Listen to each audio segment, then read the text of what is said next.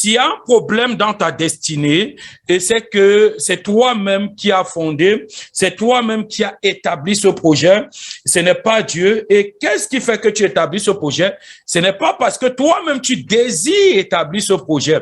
Voici peut-être 3 choses qui font prospérer la sorcellerie familiale dans nos vies et qui amène les sorciers de la famille à être utiles dans notre vie et à nous empêcher d'atteindre notre destinée. Ils sont utiles, pourquoi? Parce qu'ils nous empêchent d'atteindre notre destinée et là nous pleurons. J'appelle ça utile parce qu'en réalité, plus il te ralentit, plus il te permet de prier et plus tu pries, plus tu vas atteindre, je veux dire, la Bible dit que ce qu'on t'a volé, on te rendra ça 7 fois. Donc ils sont utiles, ce sont des personnes qui sont utilisées généralement pour t'amener à atteindre l'objectif que Dieu avait fixé pour toi. Gloire à Jésus. La première des choses que tu devrais savoir, c'est que le péché ouvre les portes. Le péché ouvre les portes facilement à l'ennemi. Voilà pourquoi la Bible va nous parler tout le temps du péché et le Seigneur va dire même dans sa parole que ce n'est que le péché qui nous sépare de lui. Il n'y a pas 2 choses. Il dit qu'il n'a pas les mains courtes ni les oreilles sourdes pour entendre nos prières, mais ce sont nos péchés qui nous séparent, ce sont nos péchés, nos iniquités qui nous éloignent de lui. Alors le sorcier étant malin, utilise cette ruse parce qu'il sait que les enfants de Dieu parfois méprisent ce mot péché lorsqu'ils sont tombés. Je veux dire comme ça que le péché ne se limite pas seulement à ce qu'on peut penser à la fornication, à l'adultère ou au mensonge. Le péché parfois va au-delà de ça. Et les enfants de Dieu parfois ignorent que le péché peut déstabiliser leur projet, que le péché peut détruire leur destinée. Et le diable va donc utiliser les esprits de sorcellerie, ces enfants sorciers, pour t'amener à pécher. Qu'est-ce qu'ils font? Ils vont utiliser la plupart du temps des esprits et qui travaillent avec eux comme des esprits des eaux, des esprits parfois de mensonges, des esprits de cupidité, des esprits de haine, des esprits de jalousie et des esprits même, comment dire, des excès de table que nous, parfois, croyons que c'est pas un péché, des livrogneries. Tu entends parfois des chrétiens qui sont en train de te dire que Jésus-Christ a transformé l'eau en vin. Bien-aimé dans le Seigneur n'aime pas le péché, mais il aime le pécheur que tu aimes. Il déteste le péché. Et le péché fait une barrière. Le péché amène le sorcier à agir. Puisque la Bible elle-même nous enseigne que la prière du pécheur est une abomination aux oreilles de l'Éternel.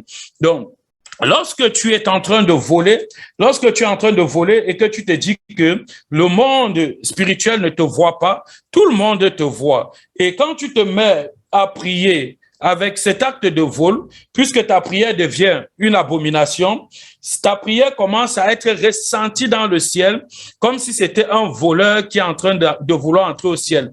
Et le ciel de Dieu ne reconnaît pas les voleurs.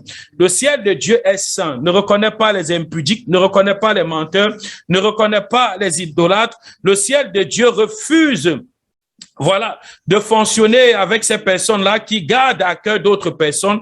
Le ciel de Dieu refuse de fonctionner avec ceux-là qui ne pardonnent pas. Et le ciel de Dieu refuse parce que beaucoup de chrétiens, même ayant traversé parfois ce péché, ont du mal à pardonner. Et quand tu as du mal à pardonner, tu invites forcément les sorciers à interagir ou alors à déstabiliser tes projets. Alors, voilà un peu quelques ruses de la sorcellerie. Ils ne sont pas forts, mais la plupart du temps, ils utilisent vos faiblesses pour vous atteindre. Parce que connaissant mieux la parole de Dieu que nous-mêmes, enfants de Dieu, ils utilisent les règles de cette parole contre nous. N'oubliez pas que Jésus-Christ, lorsqu'il sortait du désert, il a été tenté par le diable. Comment était cette tentation? C'était parole contre parole. Alors aujourd'hui, je veux te dire quelque chose. Si Dieu t'a établi quelque part, si Dieu t'a positionné quelque part et que tu as commencé à désobéir à sa volonté, sache que tu es dans le péché et que les sorciers vont s'inviter dans ton avenir. Les sorciers vont s'inviter dans ton couple. Les sorciers vont s'inviter dans tes projets. Ils sont préparés. Ils connaissent la parole de Dieu. Ils ont décidé volontairement de ne pas suivre cette parole. Toi, tu as volontairement décidé de marcher avec Christ, mais alors tu refuses volontairement de t'associer à la parole de Dieu. Et quand tu refuses de t'associer à la parole de Dieu et que chaque fois tu dis « Ah, je suis de Dieu, ah, j'aime Dieu, ah, je suis enfant de Dieu », ça ne suffit pas, bien-aimé. Le sorcier n'a pas peur que tu sois enfant de Dieu, mais il a peur que tu l'affrontes avec la parole de Dieu. Il craint la parole de Dieu, il craint Jésus-Christ. Il n'a pas peur de toi parce que toi, tu ne lui fais pas peur. Il y a une chose qui est sûre, c'est que c'est la parole de Dieu qui est efficace. C'est cette parole qui est vivante. C'est cette parole qui a la capacité de détruire les esprits et non de te donner un autre pouvoir que ça. Donc, si tu n'as pas la parole de Dieu, tu ne peux pas affronter le monde spirituel. Et la Bible dit que la parole de Dieu est comme l'épée de l'esprit. C'est cette parole-là qui touche le sorcier, parce que le sorcier que tu vois en journée, c'est celui-là même qui sort la nuit et qui devient un esprit. Et si tu n'as pas la parole de Dieu pour le diviser, pour l'abattre, pour le détruire, alors il aura toujours raison de toi. Donc, tu n'as pas besoin de dire chaque fois que je te tue, je fais ceci. Non, tu as besoin de t'appliquer dans la parole de Dieu. Tu as besoin de connaître la parole de Dieu dans ses profondeurs. Le Seigneur donc va t'inviter à comprendre que le péché n'est pas bien pour toi. Le péché, c'est quelque chose qui peut t'empêcher d'entrer dans la gloire et qu'il avait prévu pour toi. Et si le péché vient faire obstacle à ta destinée, tu comprends donc que ce n'est plus le sorcier qui a un problème. C'est donc toi qui es le problème en réalité. Donc, si on prend la première chose, on comprendra donc que ce n'est pas le fait de dire que tu es chrétien qui te délivre, mais c'est le fait de comprendre ce que c'est que d'être chrétien, d'appliquer volontairement à la parole de Dieu, comprendre la parole de Dieu, manifester la parole de Dieu, être éclairé par la parole de Dieu et éviter de déposer tes pieds dans le péché. Nous sommes dans le livre de Nombre 23, Nombre 23, je te donne le temps d'ouvrir Nombre 23, verset 23. Qu'est-ce qui se passe dans ce livre où un sorcier ou un devin est appelé à maudire le peuple d'Israël? Et qu'est-ce que le Seigneur va dire?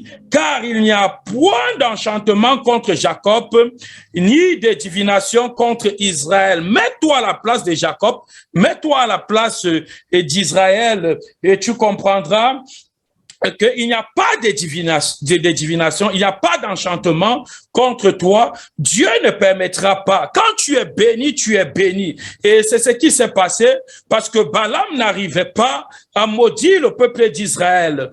Par la suite, il dit, car il n'y a point d'enchantement contre Jacob, il n'y a point de divination contre Israël. Bientôt on dira de Jacob et d'Israël, qu'est-ce que Dieu a fait. Donc, Balaam, qui était un devin, qui était invité par Balak à maudire le peuple d'Israël, n'a pas pu le faire. Pourquoi? Parce que Dieu avait déjà béni. Et toi, tu es béni en Christ Jésus. La Bible déclare que tu es béni de toutes sortes de bénédictions dans les lieux célestes. Ce n'est pas nouveau, tu connais déjà ça. Et tu récites même ces versets-là tout le temps. Mais qu'est-ce qui fait que ta vie chrétienne ne prospère pas et que tout le temps tu sois en train d'accuser la sorcellerie, de te freiner, la sorcellerie de t'empêcher d'avancer? Non, bien-aimé, la première des choses, comme on vient de citer, et ce n'est pas le sorcier, c'est toi-même qui ouvre les portes afin que le sorcier puisse t'assiéger. Parce que dans le même livre de Nombre, on verra que plus tard, les enfants d'Israël vont, à cause de la séduction de Balaam, ouvrir une porte. Qu'est-ce que Balaam va faire? Balaam va dit à Balak d'inviter les filles de Moab à coucher avec les enfants d'Israël, alors que la loi de Dieu interdisait cela, la loi de Dieu refusait que le peuple d'Israël, voilà, se mélange avec les païens. Il était interdit totalement. Non seulement il se mélangeait, mais la fornication et l'adultère étaient également, voilà, bel et bien interdite par le Seigneur. Et c'est cette façon-là que le Balaam a utilisé pour permettre à l'enchantement d'entrer dans la vie des enfants d'Israël. Et là, la sorcellerie a commencé à les toucher. Ils mouraient, ils étaient maudits, ils ne prospéraient plus dans leur projet. Pourquoi? Parce que le sorcier sait que si tu pêches, il sait très bien que si tu pêches, alléluia, et c'est que tu ouvres une porte. Car la Bible dit dans le livre de 1 Jean 3:8 que celui qui pêche est du diable. 1 Jean 3:8, celui qui pêche est du diable. Ici, le mot péché se réfère à l'iniquité. Parce que dans le même livre de 1 Jean, on te dit que si tu dis que tu n'as pas péché, tu as menti. Donc, dans la version hébreuse, quand on lit ces deux mots, il y a le mot iniquité et il y a le mot péché. Il y a le péché que tu fais habituellement, que tu te laisses affranchir, parce que la Bible dit qu'on est esclave de celui qui nous affranchit. Ce péché-là que tu laisses tous les jours dans ta vie, qui pousse le diable à entrer, même le mensonge. Vous avez, les chrétiens, ce qu'on appelle les petits mensonges. Les petits mensonges, c'est que je mens peut-être à quelqu'un que je ne vais pas venir, je mens à quelqu'un pour des fausses raisons, tu mens. Et ça devient récurrent, ça commence à s'asseoir dans ta vie. C'est ça qu'on appelle l'iniquité. C'est un péché qui est déjà assis dans ta vie. Et c'est celui qui pratique cet acte qui est du diable, qui n'est pas de Dieu. Parce que celui-là a laissé une porte ouverte. Il est en train de pratiquer l'œuvre du diable. Et là, le sorcier s'assoit dans ta vie. Peu importe combien de temps tu mets dans la prière, peu importe combien de temps tu feras après que tu aies pratiqué ce péché, mon ami, le diable aura raison de toi, les sorciers auront raison de toi.